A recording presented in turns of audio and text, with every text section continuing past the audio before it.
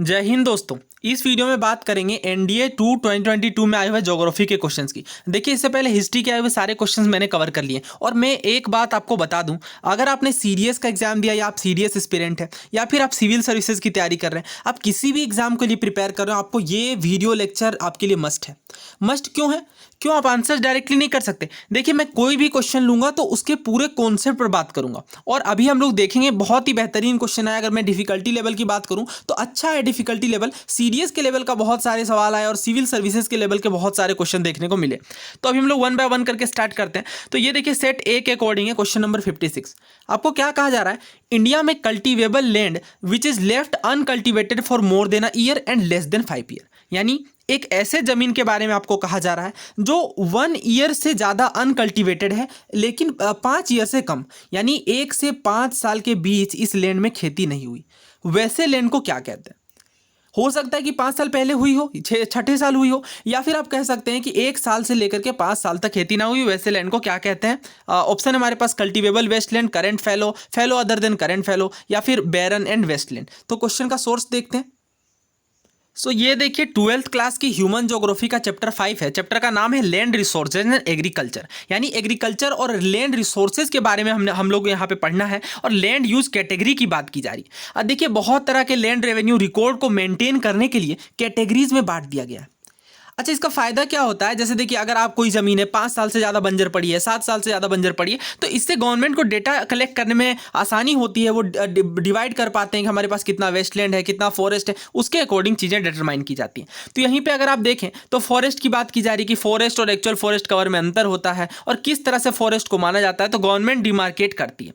अच्छा, बेरन and Westland क्या होता है? बेरन एंड वेस्टलैंड का मतलब ये होता है कि जो the land which may be classified as a wasteland such as barren, hilly terrain, यानी हिली ट्रेन हो गई, डेजर्ट लैंड हो गई, रेवाइंस हो गई। रेवाइंस का मतलब होता है जहां पे सिर्फ दलदल हो, और इस तरह के जिन्हें कल्टीवेशन में किसी भी प्रोसेस में अभी फिलहाल नहीं लाया जा सकता, वो कहलाती है बेरन। तो बेरन लैंड कैसी होगी? जैसे आपकी पूरे तरीके से जो पहाड़ी एरिया हो गई, हिली टेरेन हो गई, या डेजर्ट एरिया हो गई, रेवाइंस हो गई, ये सारे बेरन वेस्टलैंड कहलाएंगे।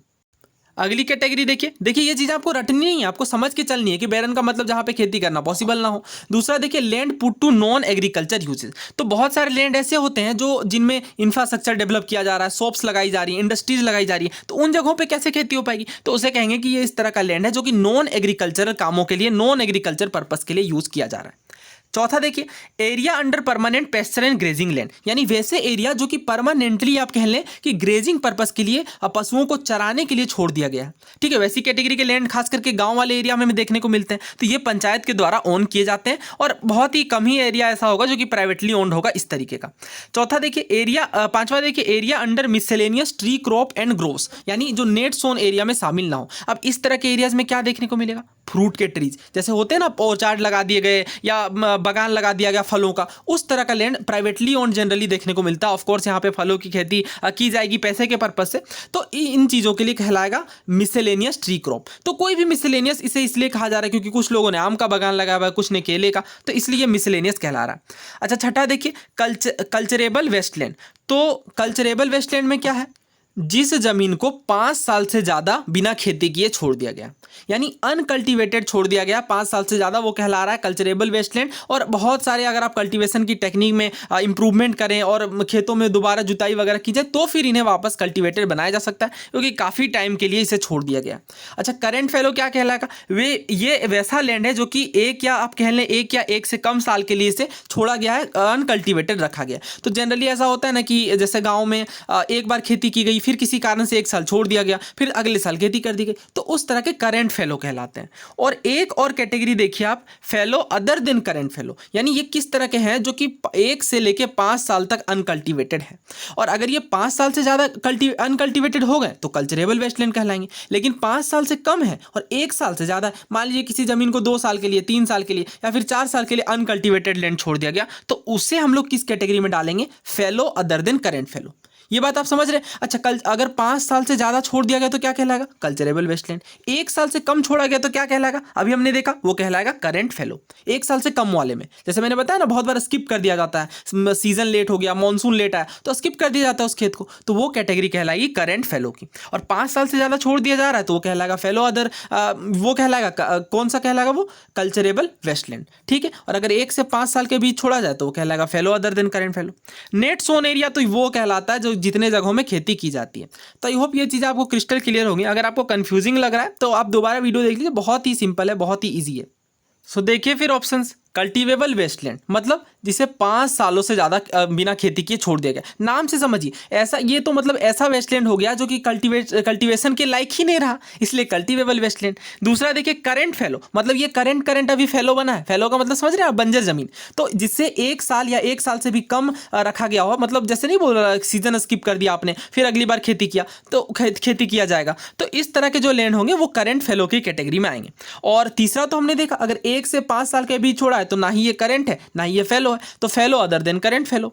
और 5 साल से अगर ज़्यादा छोड़ देंगे आप तो वो कल्चरेबल या कल्टीवेबल वेस्टलैंड कहलाने लगेगा। 1 साल से कम छोड़ेंगे तो करंट फेलो। बैरन और वेस्टलैंड नाम से ही पता चल रहा है, ठीक है। बैरन और वेस्टलैंड जो है वो किस तरह के होंगे? हिली टेरेन और इस तरह के रीजन्स होंगे जहां पे खेती करना पॉसिबल ही नहीं है। तो करेक्ट आंसर क्या बना? Option C. देखिए ये इतने डिटेल में ही मैं कवर करूंगा। अभी यहाँ पे इन्होंने पूछा इस तरह से, कल को सीडीएस में पूछ लें कि बताइए 5 साल से ज़्यादा जिन खेतों को छोड़ दिया जाता है अनकल्टिवेटेड, वो लैंड क्या कहलाएंगे, तो वहाँ पर फिर आपको डिफिकल्टी आ सकती है। तो इसलिए मैं कहता हूँ कि जब भी आप प्रीवियस ईयर क्वेश्चन करें तो इसी तरीके से करें। नाउ नेक्स्ट क्वेश्चन देखते हैं। ये तो आसान सवाल है। ग्रेट आर्टेसियन बेसिन जो कि ऑस्ट्रेलिया में है, उसके मेजर पोर्शन कहाँ पे लोकेटेड है? वेस्टर्न ऑस्ट्रेलिया में, विक्टोरिया में, या क्वींसलैंड में, या नॉर्दर्न टेरिटरी में? तो करेक्ट आंसर इसका क्वींसलैंड है। जो हमारी ग्रेट बैरियर रीफ है वही ग्रेट आर्टिसन बेसिन होती है। सो ये दुनिया की सबसे बड़ी अंडरग्राउंड बेसिन है, ठीक है। ये आप देख सकते हैं क्वींसलैंड वाले रीजन में, और यही कहलाती है ग्रेट आर्टिसियन बेसिन। कहाँ पे? क्वींसलैंड में। Correct answer option C. So आपने कभी नोटिस किया है कि जो ऑस्ट्रेलिया की ज़्यादातर इंपॉर्टेंट सिटीज़ हो गई, जैसे ऑस्ट्रेलिया की राजधानी कैनबरा हो गई, मेलबोर्न हो गई, इसके अलावा सिडनी हम सब ने सुना है, ब्रिस्बेन, ये जो रीजन्स हैं, ये पर्थ हो गई, ये रीजन्स हमेशा कोस्टल में ही क्यों बसे हुए हैं? ये अच्छा, ये पर्टिनेंट क्वेश्चन होगा, रेलेवेंट क्वेश्चन होगा। इसके पीछे का रीज़न ये है कि मेजर एरियाज में डेजर्ट देखने को मिलते हैं और कंडीशन उतनी सूटेबल नहीं, हर जगह पे पानी, हमें पता है पानी की भयंकर कमी देखने को मिलती है ऑस्ट्रेलिया में। तो ये सब कुछ रीजन्स है, इसलिए ज़्यादातर इंपॉर्टेंट सिटीज़ आपको देखने को मिलेंगे कोस्टल में। ग्रेट विक्टोरिया डेजर्ट कहाँ है? ऑस्ट्रेलिया में। रीजन देख लीजिए, ये है आपका। अच्छा, ऑस्ट्रेलिया में घास के मैदान को क्या कहते हैं? क्या कहते हैं बताइए? डाउन्स कहते हैं, याद रखिएगा, ये भी इंपॉर्टेंट है। हाँ, एक बात और, ऑस्ट्रेलिया में साइक्लोन्स को क्या कहते हैं? Willy willy. ठीक है, ये एक्स्ट्रा इन्फोज भी बहुत बार एग्जाम में पूछे गए हैं, ध्यान रखिएगा। सो मैंने जब CDS 1 2022 का क्वेश्चंस करवाया था तो उसी टाइम पे आपको बता दिया था कि रेलवे जोन से सवाल आना पक्का है, और मुझे लग रहा था कि CDS में पूछेंगे, लेकिन CDS में ना पूछ करके NDA में पूछ दिया इन्होंने। ठीक है, तो रेलवे जोन देखिए डिफिकल्ट टॉपिक था, बहुत सारे रेलवे जोन से याद रखना डिफिकल्ट होता है, तो मैंने उस वीडियो में आपको ट्रिक वगैरह बताया, इमेजेस से शो किया और ढेर सारे प्रीवियस ईयर क्वेश्चन कराए। ठीक है, और मैंने आपको ये भी कहा था कि आप इसे रिवाइज करके जाएं लास्ट टाइम में, क्योंकि इस तरह का क्वेश्चन आना पक्का है। तो यहाँ पे पूछ लिया गया, तो यहाँ पे मैं आपको वो चीज़ें नहीं बताऊंगा, आपको बस जाना है प्लेलिस्ट में और वहां पे चेक करिए CDS 1 2022 की ज्योग्राफी प्लेलिस्ट। ठीक है, जरूर आप चेक करिए, बहुत कुछ आपको सीखने को मिलेगा और ये एक इंपॉर्टेंट है। अभी हो सकता है इस बार सीरीज में ना पूछे, नेक्स्ट ईयर में रेलवे जोन से सवाल पक्का आ जाए, तो ये बहुत ही ज़्यादा आप कह सकते हैं कि ये एक इंपॉर्टेंट टॉपिक है। तो यहाँ पे हम लोग डायरेक्टली मैच करते हैं, वैसे इसे याद रखना डिफिकल्ट होता था, इसलिए मैंने इस तरह से कवर किया था वीडियो लेक्चर में उस टाइम पे। तो ईस्ट सेंट्रल हाजीपुर में है, और North Eastern Gorakhpur, North East Frontier Maligaon में, और नॉर्थ वेस्टर्न है जयपुर में। करेक्ट आंसर ऑप्शन बी है।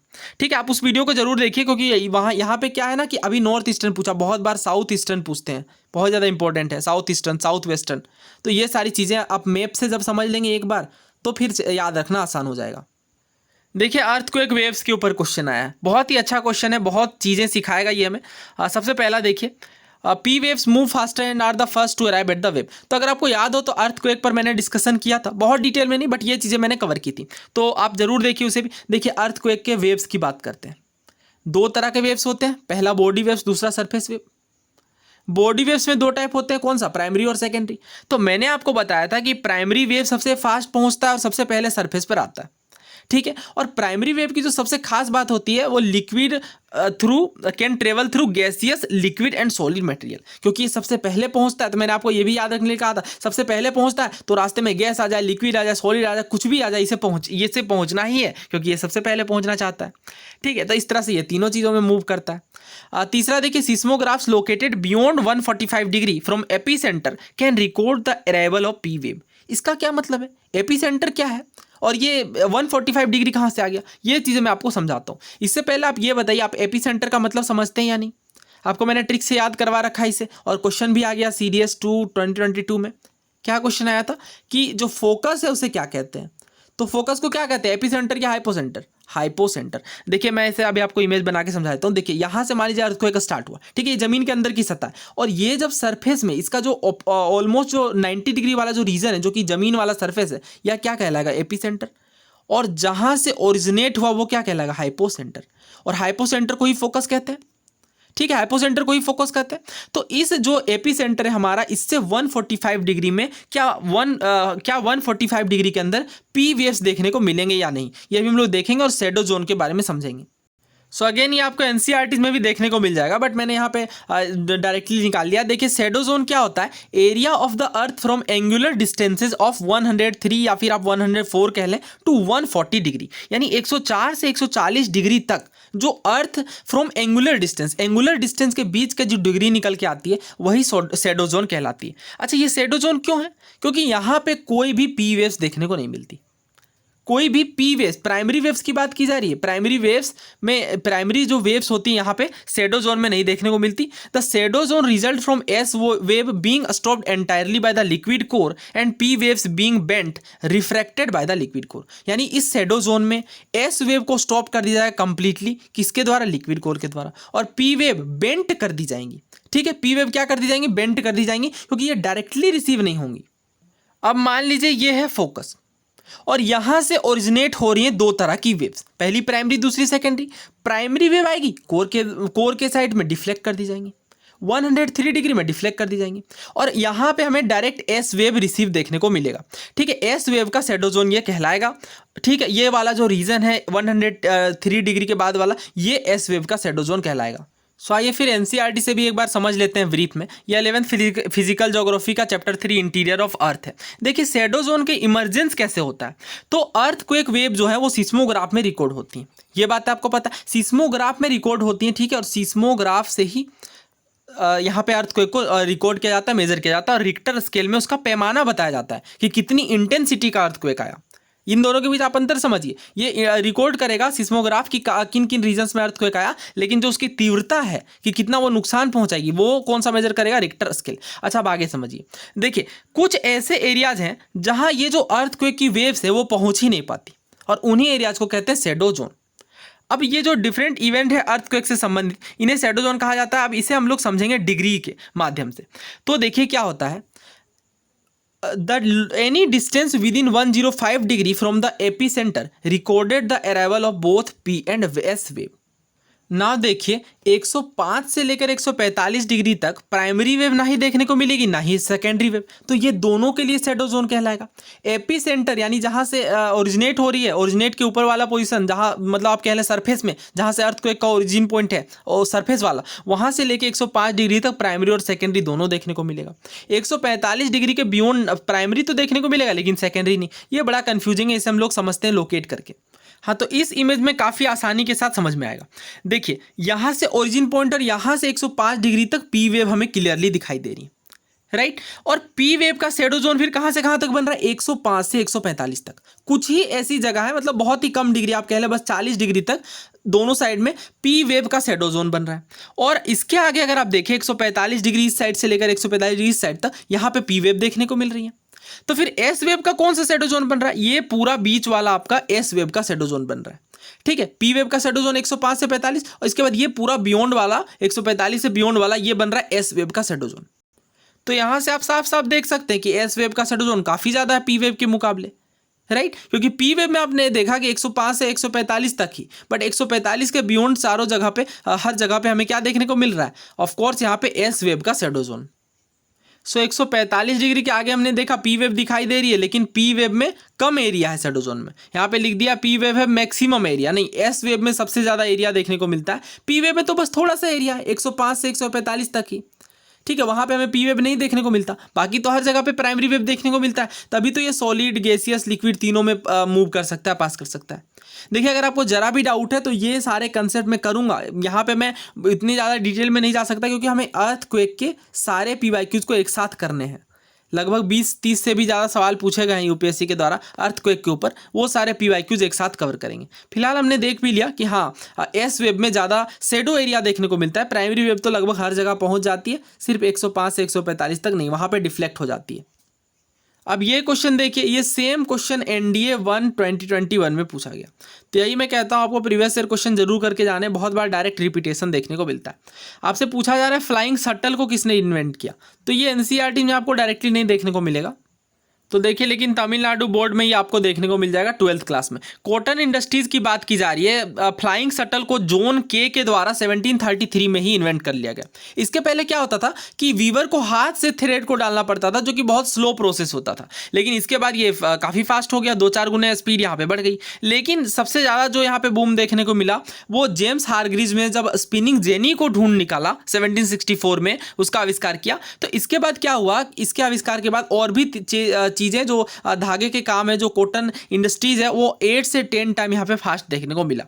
ठीक है, उसके बाद रिचर्ड आर्कराइट ने वाटर फ्रेम को डेवलप किया 1769 में, और 108 थ्रेड को एक साथ स्पिन कर लिया जा रहा था। ठीक है, बहुत ही ज़्यादा 128 स्पिन्स एक ही बार में यहाँ पे रिचर्ड आर्कराइट के डिवाइस के द्वारा, जो कि वाटर फ्रेम कहलाता था, वो होने लगा 1769 में।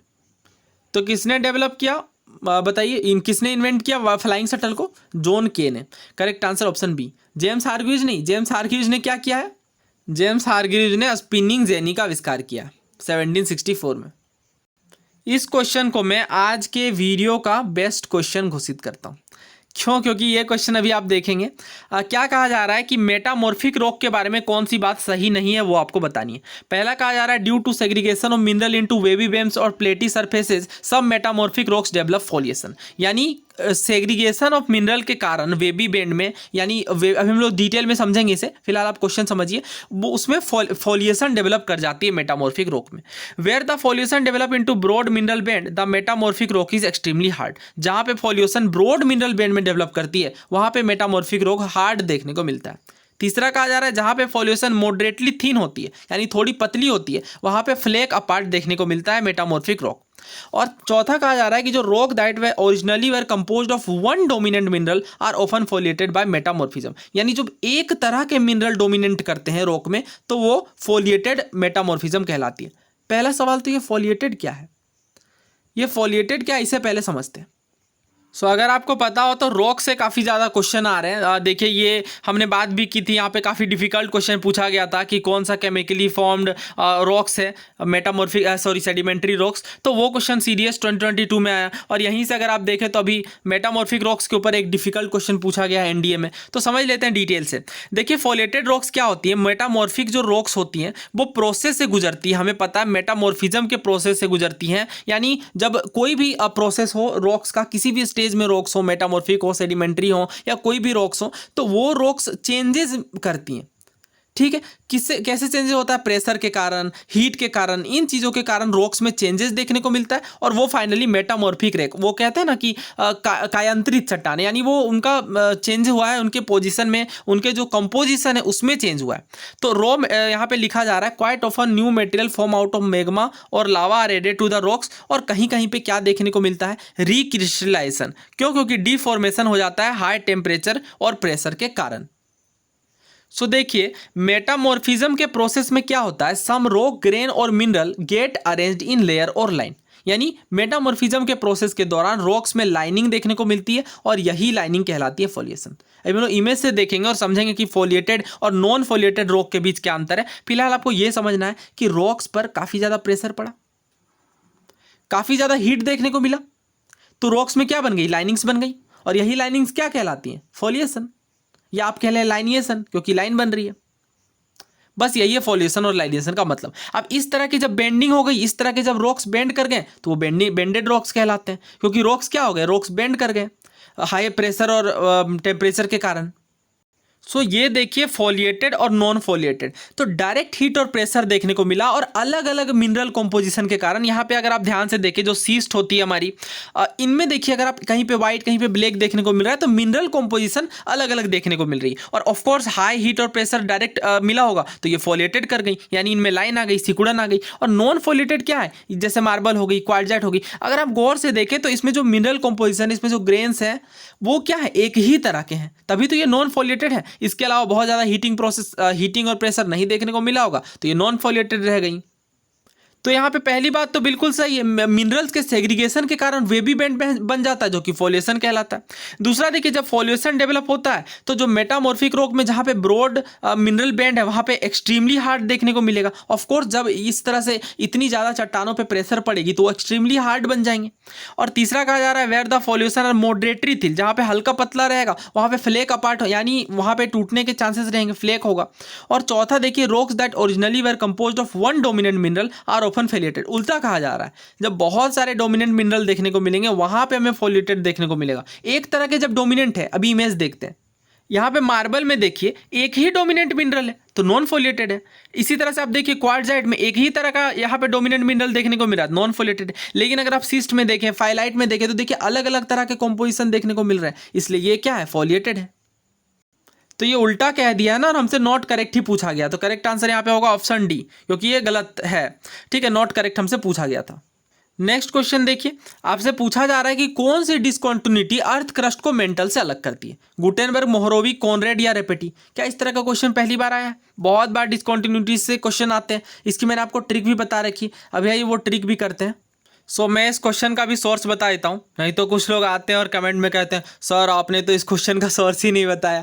ठीक है, तो देख लीजिए, मेंटल में क्या होता है, the portion of interior beyond the crust is called mental, यानी क्रस्ट और मेंटल के बीच में जो डिसकंटिन्यूटी है वो क्या कहलाती है, मोहो डिसकंटिन्यूटी। यहाँ पे देखिए the mantle extend from Moho discontinuity to a depth of 2900 kilometres. हाँ, ये क्लास 11th फिजिकल ज्योग्राफी का कौन सा चैप्टर है, इंटीरियर ऑफ द अर्थ, यानी चैप्टर 3।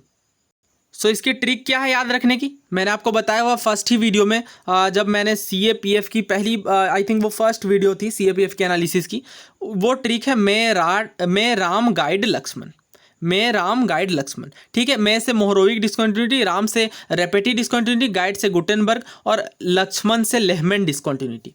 अब देखिए क्रस्ट और अपर मेंटल के बीच कौन सी डिसकंटिन्यूटी होगी, ऑफ कोर्स स्टार्टिंग वाली मोहो डिसकंटिन्यूटी। और ये चीज़ आप नोट कर लीजिए अगर आप पहली बार पढ़ रहे हैं, तो अपर मेंटल से मेंटल के बीच की कौन सी, रेपेटी, और मेंटल से आउटर कोर के बीच की गुटेनबर्ग, और आउटर कोर से इनर कोर के बीच की कौन सी, लेहमैन डिसकंटिन्यूटी। राइट, और अपर और लोअर क्लस्ट वाला तो सबसे ऊपर वाला है, ये कॉनरोड डिसकंटिन्यूटी, ये काम का नहीं, आप ऊपर में सबसे ये आप याद ही रख लेंगे। तो ये आप समझ गए, मैं राम गाइड लक्ष्मण, ये ट्रिक आपको नहीं भूलनी है, बहुत आपके काम आएगी। स्टार्टिंग में अगर आपको ये बस पता है कि हाँ क्रस्ट मेंटल कोर, ऐसे आप डिवाइड कर लेंगे, और फिर क्रस्ट और अपर मेंटल के बीच मोहरोविक रखेंगे, अपर मेंटल और मेंटल के बीच रेपेटी, मेंटल और आउटर कोर के बीच गुटेनबर्ग, और आउटर कोर और इनर कोर के बीच सबसे लास्ट वाला लेहमैन डिसकंटिन्यूटी। तो इस तरह से ये आसानी से याद हो जाएगा। सो काफ़ी सारे और भी क्वेश्चंस आए हैं ज्योग्राफी से, अगर आप चाहते हैं कि मैं इस सीरीज़ को कंटिन्यू रखूं तो आप कमेंट बॉक्स में लिख सकते हैं, मैं नेक्स्ट पार्ट जल्दी अपलोड कर दूंगा। और सुबह हमारी NCERT की सीरीज़ आती है, बहुत ही ज़्यादा इंपॉर्टेंट, और 6 अभी हमने हिस्ट्री स्टार्ट किया और 6 क्लास के चैप्टर वाइज हम लोग करते जा रहे हैं, तो उस वीडियो सीरीज़ को भी आप जरूर देखिए, बहुत ही हेल्पफुल रहेगी। और जितने भी रिसेंट में एग्जाम हुए UPSC के वो सारी मैंने प्लेलिस्ट अपडेट कर दी हैं, उन्हें भी आप देख सकते हैं। Thank you so much.